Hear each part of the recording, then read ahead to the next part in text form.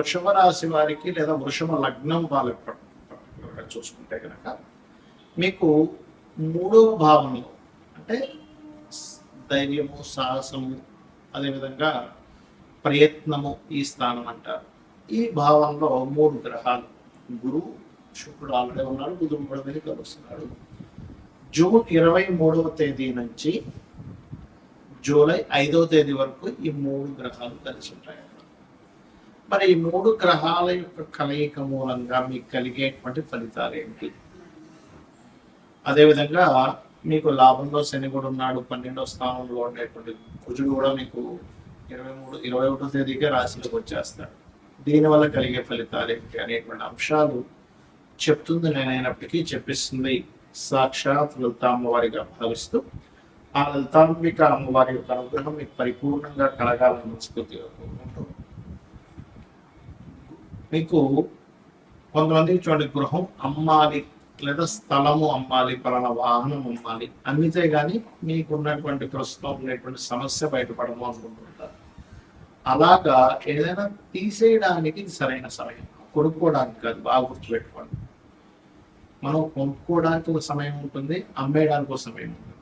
Share మార్కెట్లో shares అనుకోండి, గృహాలు అనుకోండి, స్థలాలు అనుకోండి, ఏదైనా ఆభరణం అనుకోండి, ఏదైనా సరే ఇది తీసేస్తే నేను కష్టం నుంచి బయటపడతాను పడేస్తుంది. వాటికి ఇది ఖచ్చితంగా 3వ స్థానంలో ఉండేటువంటి 3 శుభగ్రహాలు మంచిదే.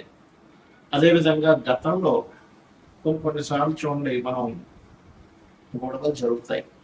ఆ జరిగినటువంటి గొడవలు సరి చేసుకోవాలి, మళ్ళీ మాట్లాడుకొని సెట్ చేసుకోవాలనుకుంటాం. ఏదో మధ్యవర్తిని పెడతాము, లేనట్లేదు మనమే వెళ్ళి ఒక సమయం చూసుకుని వెళ్ళి మాట్లాడుకుంటాం. ఈ 3 గ్రహాలు ఎప్పుడైతే 3వ స్థానంలో ఉన్నాయో మీకు గతంలో జరిగిన కొన్ని వివాదాలు, కొన్ని మిస్అండర్స్టాండింగ్స్, మిస్కమ్యూనికేషన్స్ క్లియర్ అవ్వడానికి ఇది సరైనటువంటి సమయం మీరు మాట్లాడుకున్నట్లయితే. అలాగే వివాహం కోసం చేసే ప్రయత్నం కూడా ఫలిస్తుంది, ఉన్నత విద్యల కోసం చేసే ప్రయత్నం ఫలిస్తుంది, మరియు వ్యాపార సంబంధించిన అంశాలు బాగుంటుంది. కాకపోతే ఇక్కడ ఏంటంటే ఎప్పుడైతే కుజుడు కూడా మీకు రాశిలోకి వచ్చేసాడు ఈ 3 గ్రహాలతో పాటు, ఈ 3 గ్రహాలు 3లో ఉండగా 12వ స్థానంలో ఇంతకాలం ఉండేటువంటి కుజుడు రాశిలోకి వచ్చాడు. ఇది సప్తమాధిపతి కూడా అవుతున్నాడు ఈ కుజుడు. కాబట్టి పార్ట్నర్స్ మూలంగా లేదా జీవిత భాగస్వామి మూలంగా, లేదు అంటే వివాహం విషయంలో, వివాహం చేసుకుందాం అనుకునేటువంటి అంశంలో, వివాహ జీవిత భాగస్వామి లేదా వివాహం చేసుకుందాం అనే అంశంలో అవతల వాళ్ళు కొంచెం ఎక్కువ ప్రెజర్ పెడుతూ ఉంటారు. అయితే మీరు ఈ రాశిలోకి ఎప్పుడైతే కుజుడు వచ్చి చతుర్థ భావాన్ని చూస్తాడో ఎట్టి పరిస్థితుల్లో కూడా మీరు ఇప్పుడున్నే కండిషన్స్ పరంగా భూములు కానీ, గృహాలు కానీ, వాహనాలు కానీ, ఏదైనా పవర్ రిలేటెడ్ ప్లాంట్స్ కానీ, ఆఫీసెస్ కానీ పెట్టేటప్పుడు 1-4 సార్లు చెక్ చేసుకొని వీలైనటువంటి అవాయిడ్ చేయండి. ఇక మీరు నిత్యము చేయవలసింది విష్ణు సహస్రనామాలు శ్రవణం పఠనం చేయండి. ఒక రకంగా ఈ 3 గ్రహాలు కలయిక, పంచమాదులతో 2 శుభగ్రహాలు కలయిక మంత్ర సాధన చేయడానికి కూడా మంచి ఫలితాన్ని ఇస్తుంది. మీకు గ్రహాల యొక్క కలయిక ఏదైతే ఉందో ఇది గోచారంలో ఉన్నప్పుడు ఇచ్చే ఫలితాలు, జన్మజాతకంలో ఉండేటువంటి ఫలితాలు ఉంటాయి.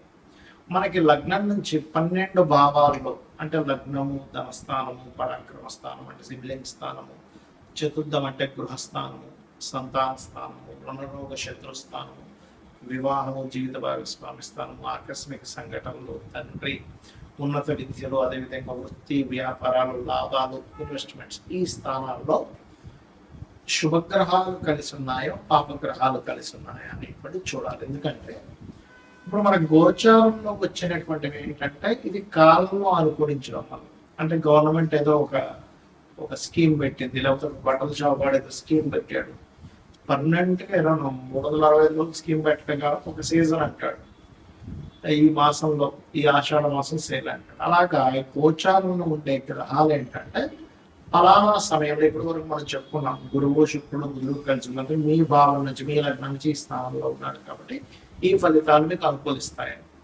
కానీ దీనికంటే ముఖ్యంగా మీ జన్మ జాతకంలో ఒక గ్రహం ఒక రాశిలో ఉన్నందుకు ఒక ఫలితం ఇస్తుంది, ఒక నక్షత్రంలో ఉన్నందుకు ఒక యోగాన్ని కలిగి ఉంటుంది. యోగము అంటే ఇంకొక గ్రహంతో కలయిక, అది రాశితో కలయిక, నక్షత్రంతో కలిసి ఉందా, లేకపోతే ఇంకొక గ్రహంతో కలిసి ఉందా అనేటువంటి చూడాలి. ఒక గ్రహంతో కలిసి ఉందా, 2 గ్రహాలతో కలిసి 3తోన, కొంతమందికి 8 గ్రహాలు అష్టగ్రహ కూడంలో కూడా పుడతారు. అష్టగ్రహ కూడం ఇస్ వెరీ రేరెస్ట్ థింగ్ అన్నమాట. సో అలాగా మీ జన్మజాతకంలో ముఖ్యంగా మీరు గమనించుకోవాల్సింది ఏంటంటే 2 గ్రహాలు అవి శుభగ్రహాలు, పాపగ్రహాలు. ఈ శుభగ్రహాలు అంటే ఏమిటి? శుభ ఫలితాలు ఇచ్చే గ్రహాలు, పాప ఫలితాలు ఇచ్చే గ్రహాలు. క్రూర గ్రహాలు, శుభగ్రహాలు. ఇవి అన్ని కూడా ఒక్కొక్క స్థానాల్లో ఒక్కొక్క ఫలితాలు ఇస్తాయి. ఎలాగా అంటే ఇప్పుడు శుభగ్రహాలు అంటే ఏమిటి? గురువు, శుక్రుడు, బుధుడు, పూర్ణచంద్రుడు. ఓకే, ఈ 4 కూడా చక్కటి శుభగ్రహాలు. మరి పాప ఫలితాలు ఇచ్చే గ్రహాలు ఏంటంటే ఇందులో వల్ల అర్ధపాపి ఉంటారు. ఎవరు? రవి అర్ధపాపి, పూర్ణపాపి కాదు. అదేవిధంగా క్షీణచంద్రుడు పాప అవుతాడు, పూర్ణచంద్రుడు శుభుడు అవుతాడు. అలాగే పాడైపోయినటువంటి గ్రహం ఏదైనా పాప అంటే ఏంటి? నీచంలో ఉంది, పాపగ్రహాల మధ్య ఉంది, అది శుభగ్రహం కూడా పాప ఫలితాలు ఇస్తుంది. అయితే అందులో ప్రధానంగా మనం తీసుకోవాల్సింది రాహువు, కేతువు, శని, కుజ. ఈ 4 ప్రధానంగా పాపగ్రహాలు. రవి అర్ధపాపి అవుతుంటాడు. సిచ్యువేషన్స్ బట్టి గ్రహాలు మారిపోతుంది. అయితే ఇక్కడ మీరు అర్థం చేసుకోవాల్సింది శుభగ్రహాలు మీకు కంప్లీట్ గా మీ యొక్క లగ్నం నుంచి లగ్నంలో కానీ, ధనస్థానం అంటే 2వ స్థానంలో కానీ, 4లో కానీ, 5లో కానీ, 7వ భావంలో కానీ, అదేవిధంగా మీకు లాభభావంలో కానీ శుభగ్రహాలు కలయిక మంచి ఫలితాలు ఇస్తుంది. దీంతో పాటు పోర్ట్ఫోలియో కూడా చూడాలి. మరి క్రూర గ్రహాలు ఏంటంటే ఇవి కూడా మంచి ఫలితాలు ఇస్తాయి. ఎక్కడ ఇస్తాయని చెప్తాను. 3వ భావంలో అంటే పరాక్రమం. మీకు ధైర్యంగా ఒక పని చేయాలంటే క్రూర గ్రహాలు కలయిక అంటే ఏమిటేమిటి? రవి కుజులు కావచ్చు, శని కుజులు కావచ్చు, అదేవిధంగా మనకి కుజుడు రాహువు కావచ్చు, కుజుడు రవి కావచ్చు. ఇలా ఇప్పుడు నేను చెప్పినటువంటి గ్రహాలు ఏవైతే రాహువు, కేతువు, కుజుడు, రవి అండ్ పాప ఫలితం, పాప సంబంధం కలిగిన గ్రహం, ఇవి ఏం చేస్తాయంటే వెరీ క్లియర్గా ఇవి మీకు 3లో ఉన్న, 6వ భావంలో ఉన్న, 3లో ఉంటే పరాక్రమాన్ని ఇస్తుంది, ధైర్యంగా ఒక స్టెప్ తీసుకోవడానికి ఇస్తుంది. 6వ భావంలో ఉంటే శత్రువు నిలబడలేడు మీ ముందు, గుర్తుపెట్టుకోండి. 6లో కూర్చున్న జాతకుడు చూడండి, ఈ శత్రువు మీ ముందు నిలబడలేడు, శత్రువు నాశనము అంటుంది శాస్త్రం. అదేవిధంగా 6వ స్థానంలో అధిక గ్రహాలు ఇంకొక ఇబ్బంది కూడా ఉంది. ఏమిటది అంటే కొంచెం ఎక్కువ కర్మలు పెండింగ్ ఉన్నాయి, కొంచెం ఎక్కువ పోరాటం ఉంటుంది లైఫ్లో శుభగ్రహాలు, పాపగ్రహాలు. కాకపోతే పోరాడేటువంటి శక్తిని కూడా గ్రహాలు ఇస్తాయి, గుర్తుపెట్టుకోండి. అలాగే దశమంలో కూడా పాపగ్రహాలు నచ్చుతాయి, ఎందుకంటే దశమం కూడా కార్యం చేయడానికి ఉండేటువంటి ఫలితాన్ని ఇచ్చేటువంటి స్థానం. సో ఎప్పుడైతే దశమ స్థానంలో పాపగ్రహాలు ఉన్నాయో, క్రూర గ్రహాలు ఉన్నాయో, అది ఇచ్చేటువంటి రిజల్ట్ ఏమిటి అని చెప్పి చూసుకున్నట్లయితే ఖచ్చితంగా అది కూడా మంచి ఫలితాలు ఇస్తుంది, ఎటువంటి సందేహం లేదు.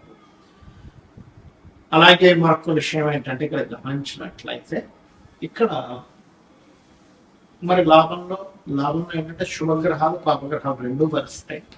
మరి 12వ స్థానంలో ఉండేటువంటి గ్రహాలు ఒకవేళ శుభగ్రహాలు ఉంటే, పాపగ్రహాలు ఉంటే ఏంటంటే అది కంఫర్ట్, విదేశాలకు వెళ్ళేటువంటి విషయం, ఇన్వెస్ట్మెంట్ చేసేటువంటి విషయం. అంటే 12వ స్థానంలో ఉండేటువంటి గ్రహాలు ఒక్కోసారి శుభగ్రహంతో, శుక్రుడితో చేసిన పాపగ్రహాలు అనుకోండి, అలవాట్లు కొంచెం వ్యసనాలు అలవాట్లు ఎక్కువ అవుతుంటాయి. అంటే వ్యసనాలని, ఇన్వెస్ట్మెంట్స్ని, అదేవిధంగా మీరు విదేశాలకు వెళ్ళేటువంటి అంశాన్ని 12వ భావం చెప్తుంది. కాబట్టి ఆ యొక్క విషయాన్ని జాగ్రత్తగా ఉంటుంది. మరి 2వ స్థానంలో శుభగ్రహాలు మంచి ధనవంతుడు అవుతాడు. కలయిక ఎక్కువ గ్రహాలు, శుభగ్రహాలు కలయిక, పాపగ్రహాలు కలయిక ఉందనుకోండి, కుటుంబ సభ్యులతో ఎప్పుడూ ఏదో ఒక పేచి, కుటుంబ సభ్యులు ఇతనికి సపోర్ట్ చేయకపోవడం, లేకపోతే ఇతని కుటుంబ సభ్యులతో కలవలేకపోవడం అనేటువంటి జరుగుతుంది.